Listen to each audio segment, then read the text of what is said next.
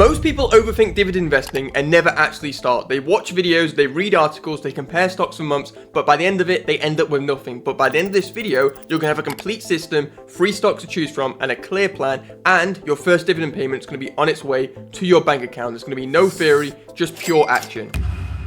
Okay, first of all, what actually are dividends? Because we need to be on a quick foundation so we're all on the same page. And dividends are simply cash payments that companies give you for just owning a piece of their stock. You own a piece of the business makes profit, and then they share that profit with you. That's it. That's all that a dividend is. Some companies pay quarterly, some do monthly, and a few pay annually. And the best part is you don't have to sell anything. You don't have to sell your stock. You don't have to trade. You literally just own the stock and you collect payments, right? It's a simple concept. So let me show you how you can use this to actually build your portfolio. Now, before you actually buy your first dividend stock, you need to decide how much money you're willing to invest, because the first mistake that all beginners make is they invest money that they need next month right now into the stock market. Do not do that. Choose an amount that won't make you panic if the market drops tomorrow. It could be $1,000, it could be $200, it could be $75, it could be £1 like I did when I first started. Whatever it is, the number does not matter. What matters is that you can afford to buy the stock and leave it alone regardless of what's happening. And you know, this isn't about going all in, it's about getting in the game and learning how this works with real money on the line. You can always add more later, but you can't add more if you panic sell during the first dip. So simply, before you buy a dividend stock, pick the number that you're willing to invest, write it down, and then that right there is your simple starting point. Okay, so this is the best part. When it comes to picking dividend stocks, there's a simple 3-step framework that you should follow,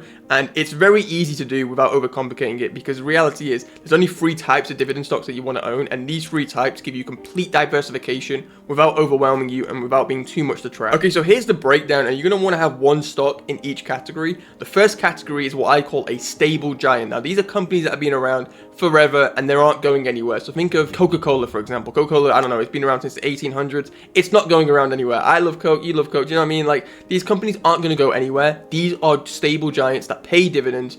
And the reality is, boring wins here. You want boring companies that can consistently pay you dividends. Now, the second type is a growth dividend payer. Now, these are businesses that are still expanding, but they're also sharing profit. So think of big tech. A lot of these big tech companies are slowly growing now. They're no longer exploding, you know, in growth. And as they grow, they're giving out dividends. And the best part is the dividend payment increases quarter on quarter, year on year. So really good, right? You can own the stock and the dividend that you actually get now increases over time. And the third option that you want is you want a high yield option, right? Now, this is a stock that pays above average dividends. Now, I'll be honest with you, these carry a lot more risk, but you can make a lot of income very quickly. And these 3 stocks, if you have 1 of each type, this is a perfectly balanced approach to your portfolio. Now, I'm not going to give you specific tickers about, you know, pick this stock, because they change constantly. And I know some people, you know, it depends where you live. If you live in the UK, you probably want to buy UK dividend stocks just so you don't have to, you know, think of the exchange rate and stuff. So instead, what you want to do is you want to go on your brokerage app, whatever brokerage that you use, search dividend aristocrats or dividend growth stocks, and then there'll be a huge list of stocks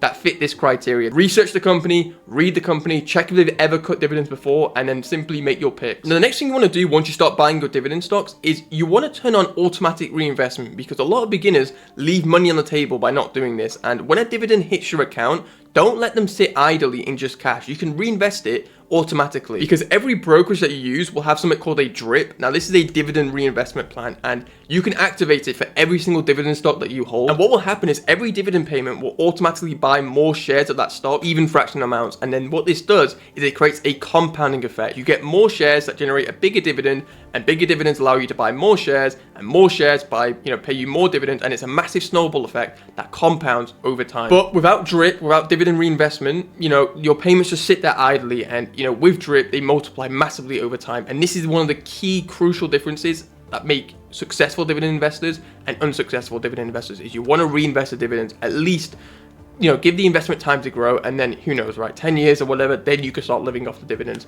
You want to activate it and let it compound while you sleep. Now, here's the real secret when it comes to building wealth through dividend stocks. It's not picking the perfect stock, it's not timing bottoms, it's not picking, you know, the next Tesla. It's adding money consistently over time. What you want to do is set up an automatic investment every payday, every month, whatever rhythm works for you. You want to contribute to your portfolio regularly, right? The amount matters way less than consistency, because consistency is king, right? $75, $155, £1, whatever fits your budget without strain. is absolutely fine. Because you want to think of dividend investing like building a machine that generates you cash over time, right? Every contribution adds another component, and obviously the more components you have, the stronger the output will be. Regular additions beat lump sums because you're buying at different prices, smoothing out the volatility naturally, right? You don't want to just randomly pick highs and lows, right? You want to just regularly invest into the market. Of course, if you want to be a trader, that's a whole nother story, but for dividend investing, just set up the automatic payment, let the money go into the markets, and let the money come back to you. Now, I've got to be honest with you, because the internet oversells this constantly.